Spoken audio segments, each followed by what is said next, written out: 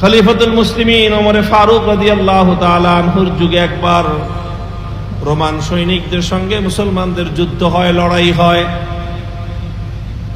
Roman সেনাপতি Rustam, Roman সেনাপতি তার সৈনিক দলকে বলে দিল, হে আমার সৈনিকেরা, তোমরা বলো তো দেখি, এই যে আমরা এত বিশাল বাহিনী নিয়ে মুসলমানদের সঙ্গে লড়াই করি, যুদ্ধ করি, আমাদের সৈনিক দলের সংখ্যা থাকে অনেক বেশি, আর আমাদের সৈনিকরা অনেক বেশি ট্রেন আপ হয়, অনেক বেশি ট্রেনিং করা থাকে, আমাদের সৈনিকরা অনেক বেশি দক্ষ এবং যোগ্য সৈনিক।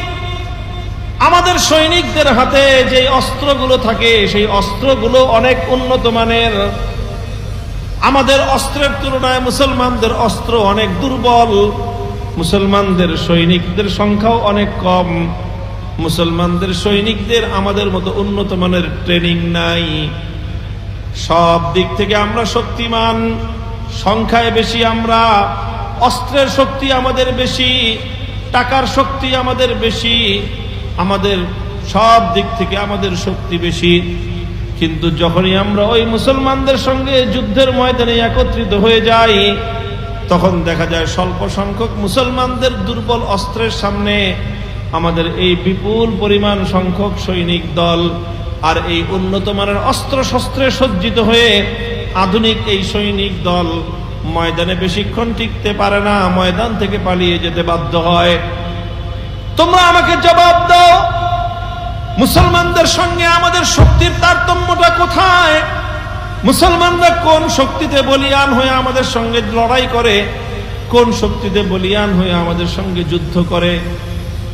মুহতারাম হাজিরিন, সেনাপতি যখন এই কথা বলতেছে, সৈনিক দলের মধ্যে পিনপতন, নীরবতা, কেউ কোনো জবাব দেয় না।